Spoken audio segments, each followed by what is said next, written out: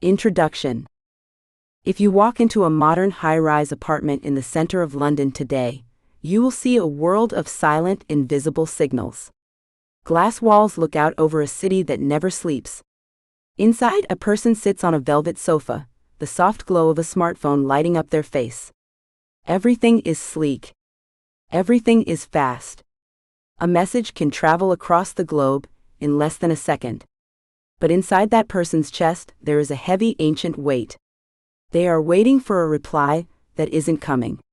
They are staring at a screen, heart hammering against their ribs, feeling a sense of panic that seems totally out of place in such a beautiful, safe room. In 1941, this same patch of ground looked very different. The sky was thick with smoke from the Blitz. The buildings were made of heavy stone and brick, and many of them were crumbling under the weight of air raids. If you wanted to reach someone, you didn't send a text. You went to a telephone exchange. These were loud, hot rooms filled with women wearing heavy headsets. They sat in front of giant wooden boards covered in holes. When a light blinked, an operator would pick up a thick, fabric-covered cord and manually plug it into a hole to connect two people. In those days, the connection was physical. You could see the attachment happening.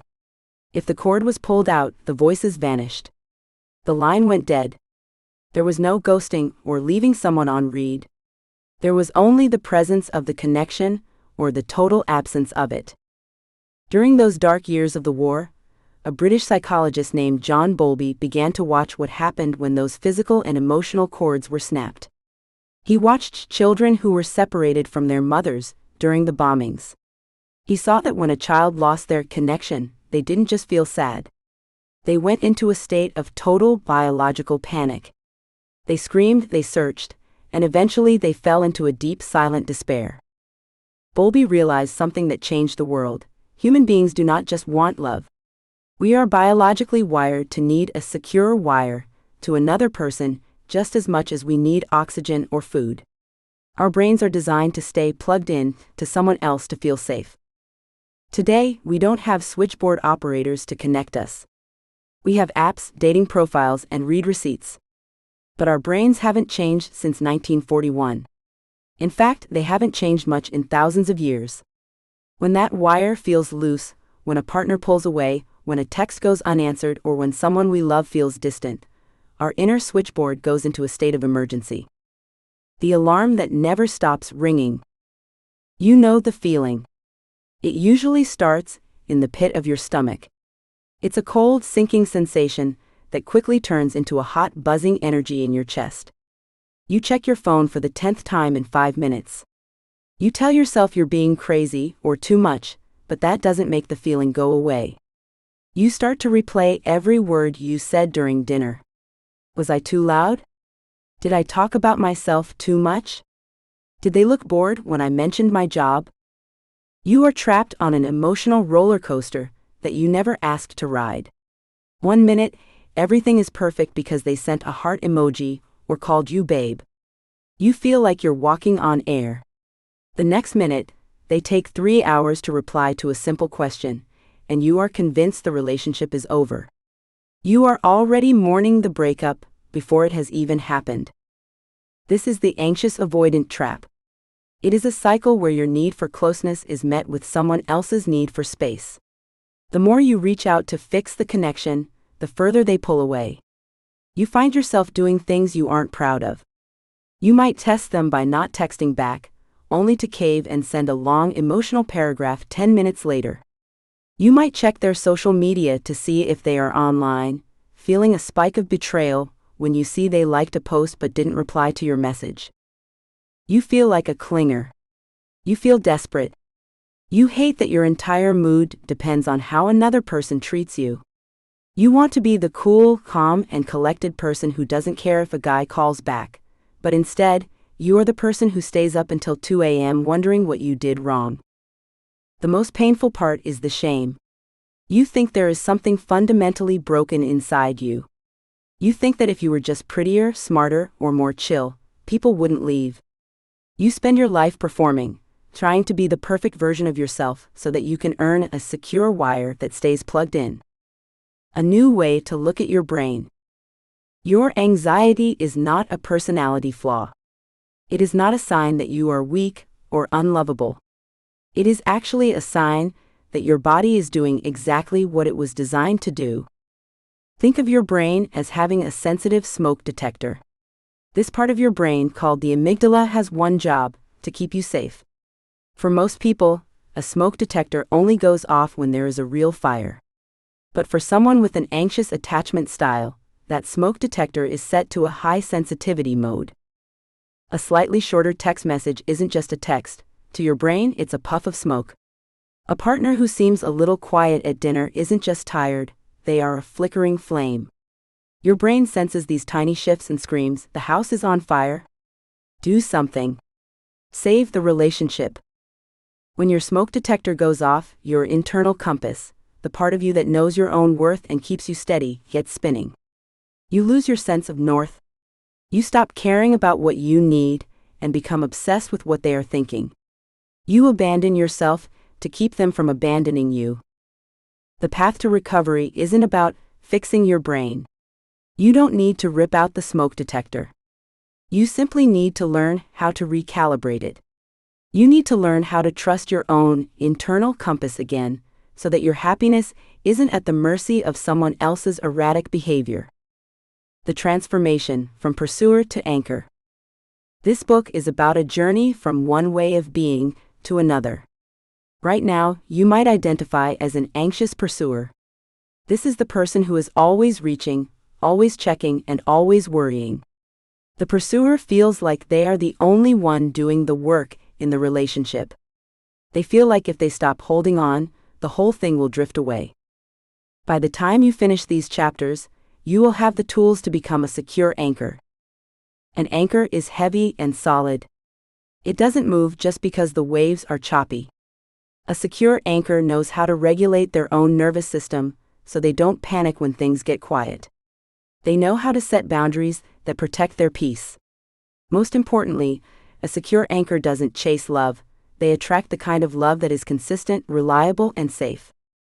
You will learn how to calm your body down in minutes when you feel a texting spiral coming on. Identify the green flags of a secure partner, so you stop wasting time on people who can't meet your needs. Use assertive vulnerability to say what you feel without sounding clingy. Build a sense of self-worth that exists whether you are single or in a relationship. This isn't just feel-good advice. This approach is backed by decades of research into attachment theory and the human nervous system. We will use the science of John Bowlby and the polyvagal theory to show you exactly why your body reacts the way it does. We will also look at historical figures who faced these same struggles and came out the other side. The story of Sarah.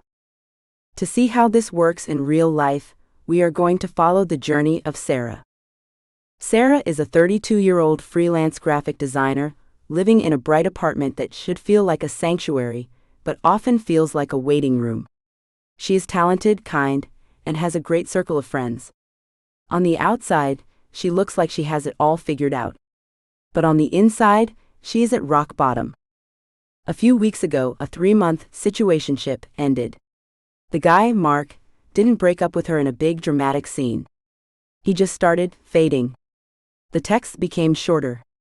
The "I'm busy at work" excuses became more frequent. Eventually, he just stopped responding altogether. He ghosted her. For Sarah, this wasn't just a breakup. It was a confirmation of her deepest fear, that she is too much for people to handle. Right now, Sarah is in the middle of a texting spiral. She is sitting at her desk, trying to work on a logo for a client, but her eyes keep darting to her phone.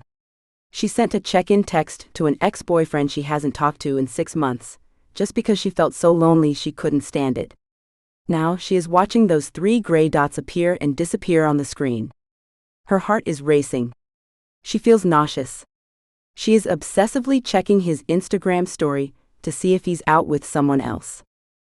Sarah is a classic anxious pursuer. Her internal compass is broken, and her sensitive smoke detector is ringing so loud she can't hear her own thoughts. She feels fundamentally unlovable.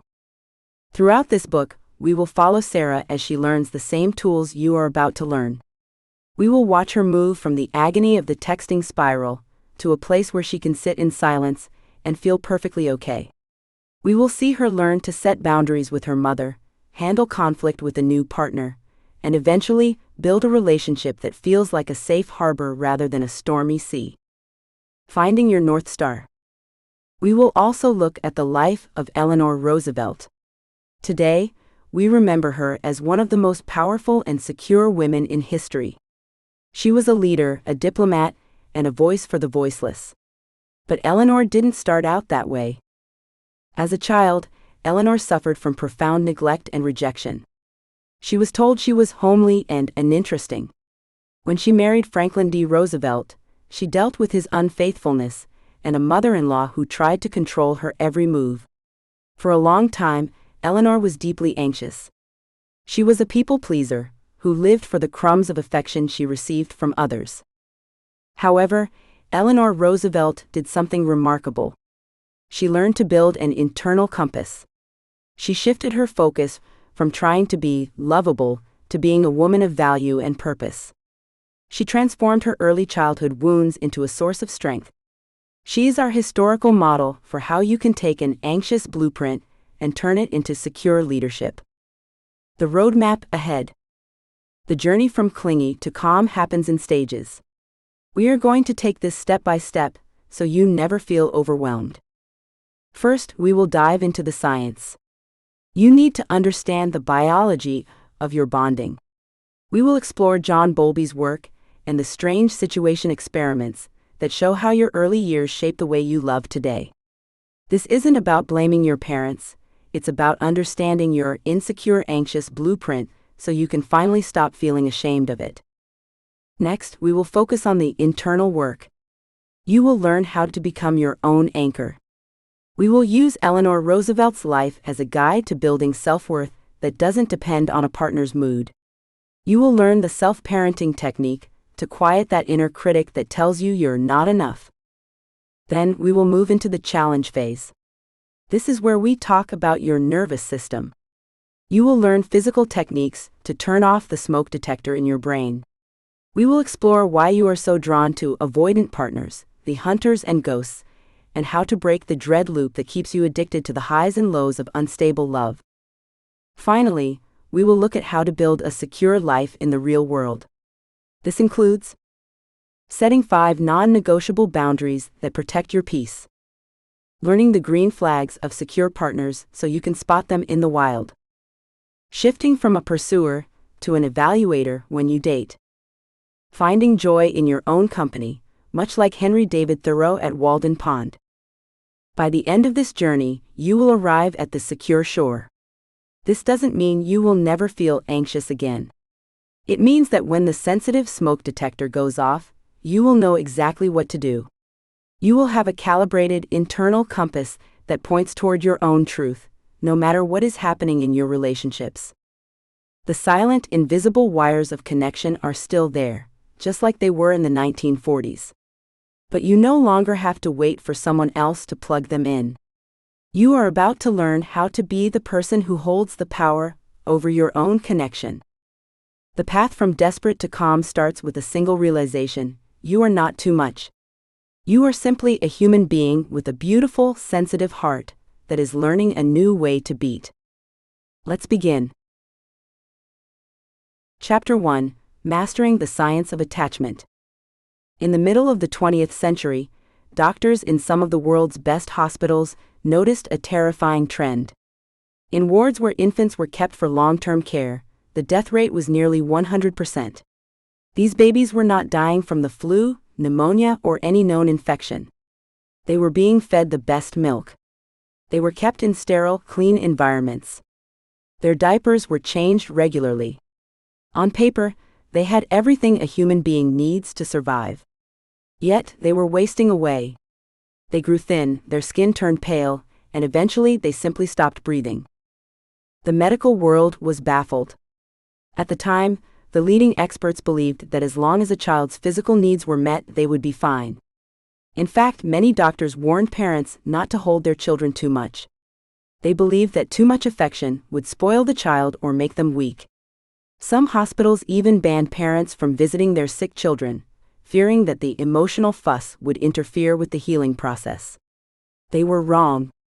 The babies weren't dying from a lack of medicine. They were dying from a lack of connection. This discovery changed everything we know about love. It proved that the need to be close to someone else is not a want or a bonus feature of being human. It is a biological survival mechanism, as vital as air or water. When we feel disconnected, our bodies don't just feel sad. They go into a state of life-threatening panic. This is the foundation of everything you feel when your partner pulls away or when a text goes unanswered. Your brain isn't being dramatic. It is trying to keep you alive. The man who saw the truth. John Bowlby was a British psychiatrist working in London during and after World War II. He was a quiet, observant man who spent a lot of time watching how children reacted when they were separated from their mothers. While other doctors were focusing on calories and vitamins, Bowlby was looking at the way a child's eyes darted around the room when their caregiver left. He noticed the way their bodies stiffened and the specific, high-pitched wail they made when they realized they were alone. Bowlby realized that humans are born unfinished. A baby horse can walk within hours of being born. A human baby can't even hold its own head up for months. This means that for a human, being alone in the wild was a death sentence. To survive, we had to develop a way to stay glued to a protector. Bowlby called this attachment theory.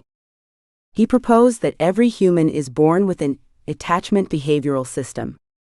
Think of it like a thermostat in your house. A thermostat constantly monitors the temperature. If it gets too cold, the heater kicks on. If it gets too hot, the AC starts. Your attachment system does the same thing with closeness. It is constantly asking one question: is my person nearby, accessible, and attentive? If the answer is yes, you feel secure and happy. You can go out and explore the world, try new hobbies, and be productive. But if the answer is no, or even maybe, the system sounds a massive alarm. This isn't a small feeling. It is a full-body emergency. Bowlby's work showed that when we lose connection, we go through 3 specific stages of distress. Protest, we cry, we scream, and we try to get the person's attention. This is a survival move to force the protector to come back.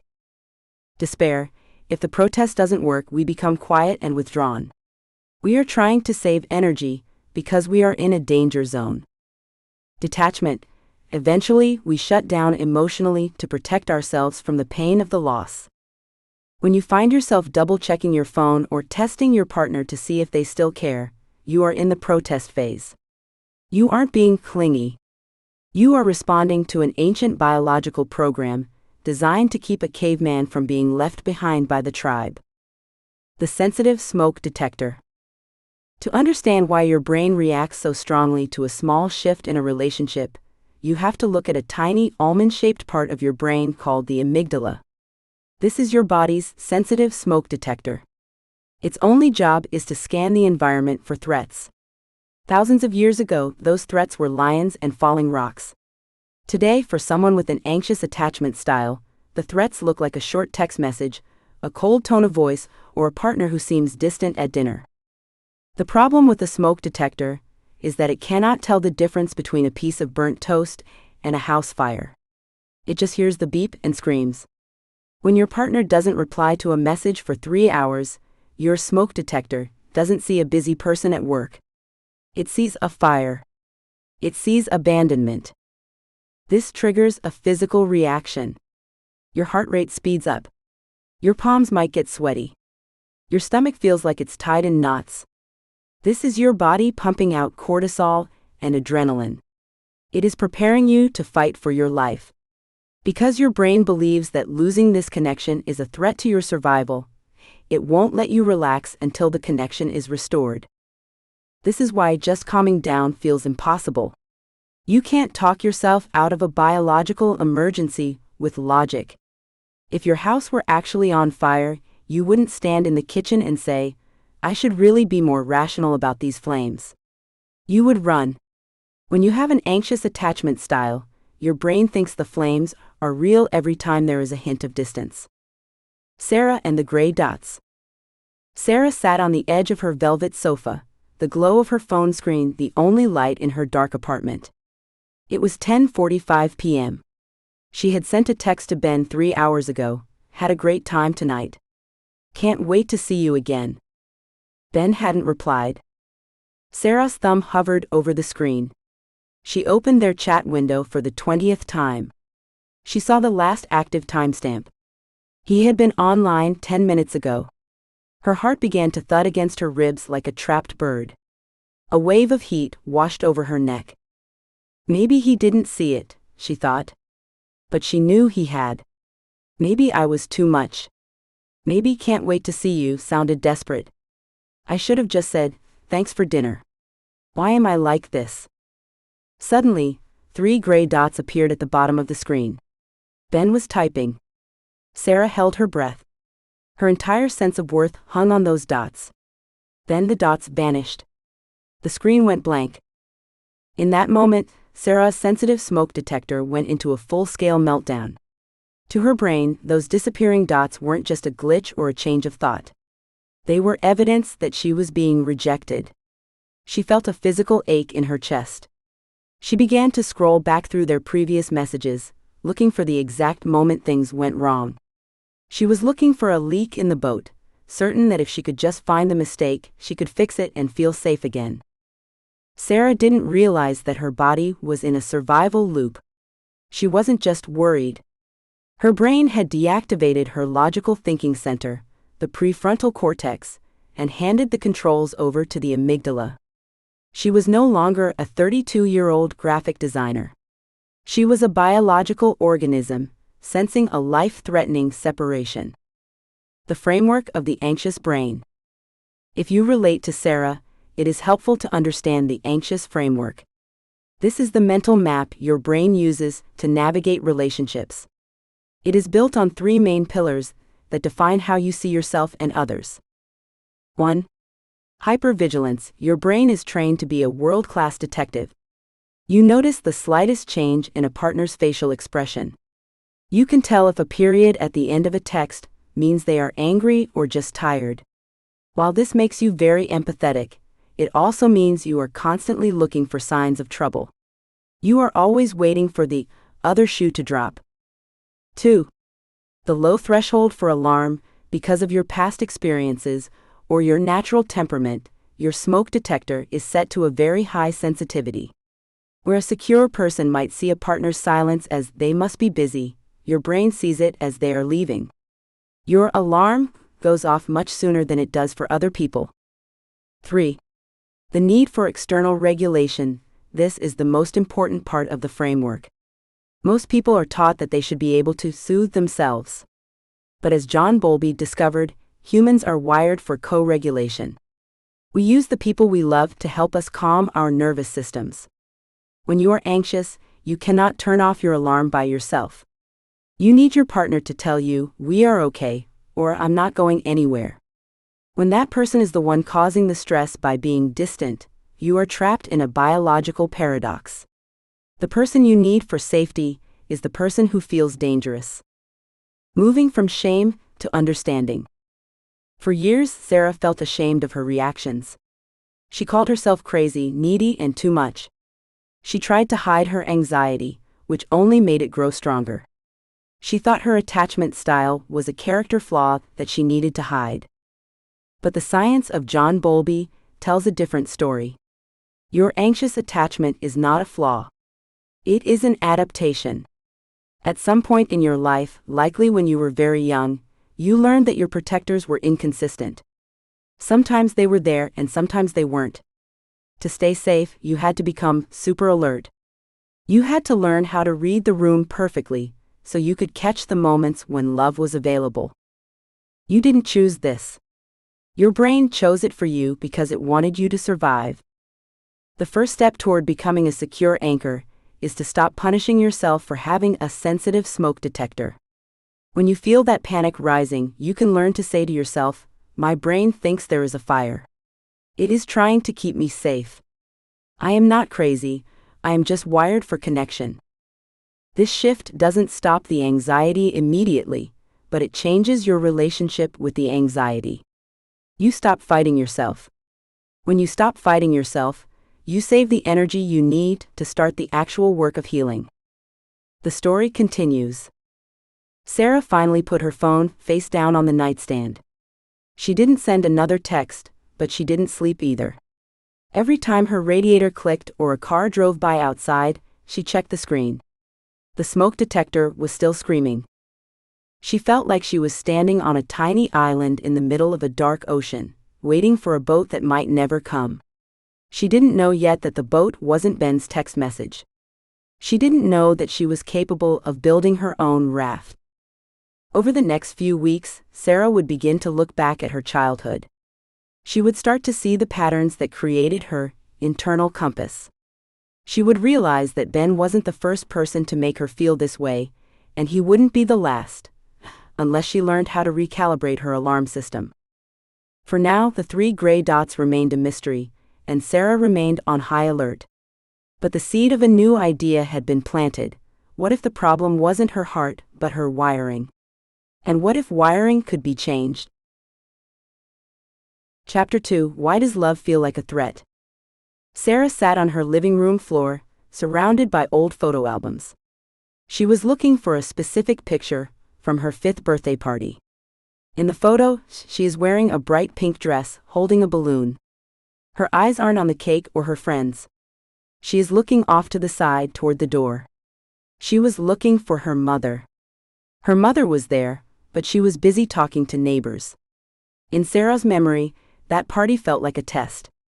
She spent the whole day trying to figure out if her mother was happy or if she was about to leave. This feeling didn't stay in the 1990s. It followed Sarah into her 30s. Last week, when her boyfriend didn't text her back for 6 hours, she felt that same knot in her stomach. She felt like that 5-year-old girl again.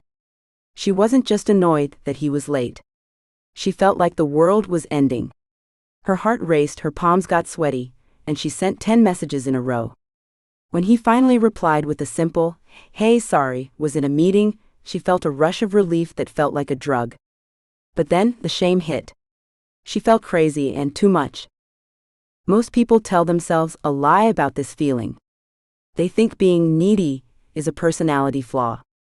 They think they were born with a broken heart, or that they just aren't strong enough. This is the big myth we have to break. Your anxiety in love is not a character flaw. It is not a sign that you are weak. It is actually a very smart survival system that got stuck in the on position a long time ago. To understand why Sarah felt like she was dying when a text was late, we have to go back to a lab in the 1970s. We have to look at how we first learned what love looks like. The room with the one-way mirror. In 1978, a psychologist named Mary Ainsworth wanted to see how babies reacted when they were separated from their mothers. She set up a study called The Strange Situation. It sounds like something out of a movie, but it changed everything we know about human hearts. Imagine a small room with a few toys on the floor and a chair for a mother. A mother and her 1-year-old baby would walk into the room. A stranger would come in and sit down. Then, the mother would leave. A few minutes later, she would come back. Mary Ainsworth watched everything through a one-way mirror. She wasn't looking at how much the baby cried when the mom left. Everyone expected babies to cry.